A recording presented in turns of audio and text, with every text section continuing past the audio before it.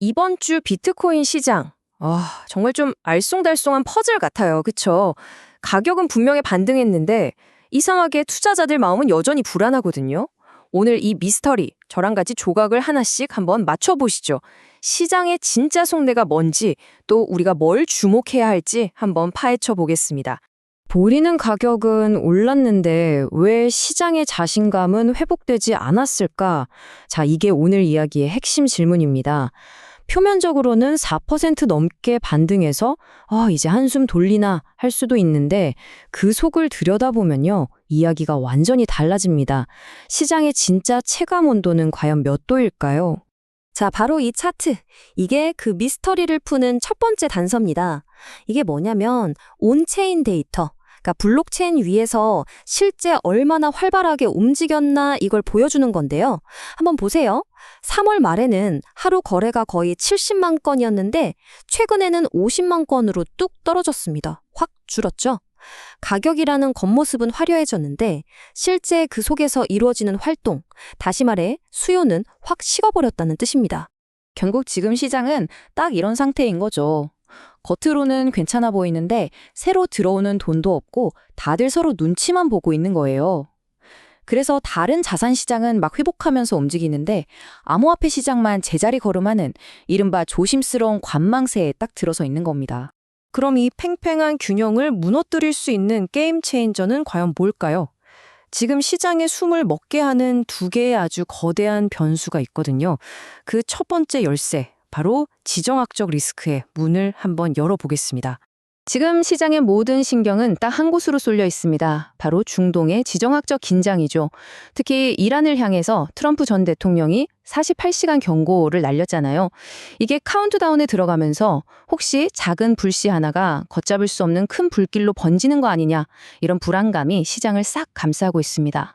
그럼 이 지정학적 리스크가 어떻게 비트코인 가격에까지 영향을 미치냐고요? 이 슬라이드를 보시면 그 도미노 효과가 아주 명확하게 보입니다.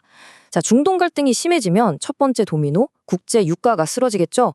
그럼 다음은 인플레이션 기대 심리가 자극되고 이건 결국 중앙은행의 금리 인하 기대를 꺾어버립니다. 그럼 마지막 도미노는 바로 비트코인 같은 위험자산 시장이 위축되는 걸로 이어지는 겁니다. 여기서 우리가 절대 간과해선 안 될 최악의 시나리오가 하나 있습니다. 이른바 테일 리스크라는 건데요. 바로 세계 원유의 대동맥이라고 할 수 있는 호르무즈 해협이 막히는 상황입니다.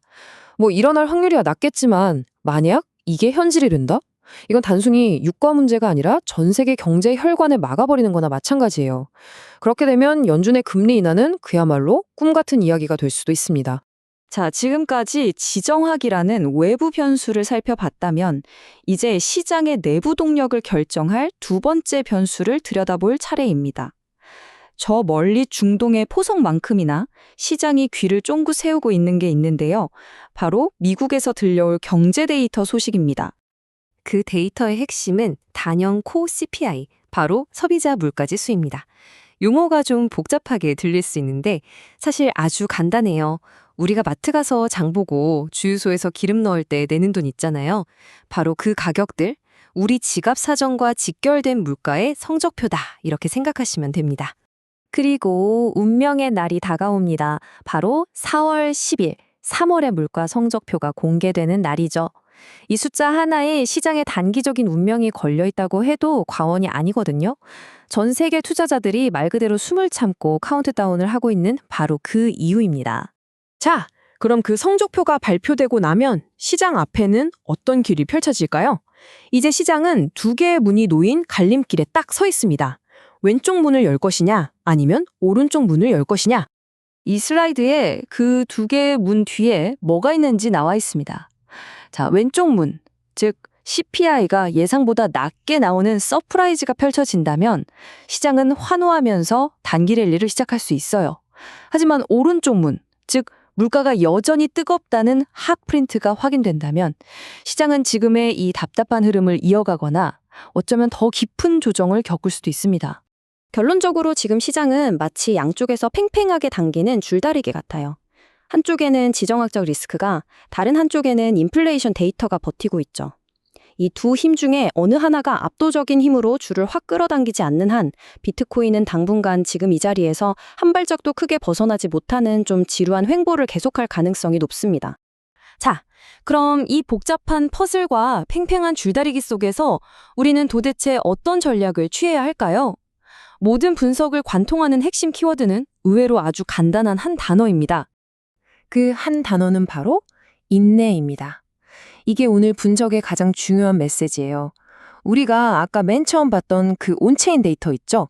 그 실제 수료가 다시 활활 타오르는 게 보이기 전까지는 섣부르게 따라 들어가는 건 금물이라는 겁니다. 그러니까 이 작은 반등에 마음 흔들리지 마시고요. 시장이 나 이쪽으로 갈 거야 하고 명확하게 신호를 줄 때까지 우리 좀 차분하게 기다리는 지혜가 필요한 바로 그런 시점인 거죠. 시장은 지금 지정학적 불안과 인플레이션이라는 두 거인 사이에서 어느 쪽으로 가야 할지 망설이고 있습니다.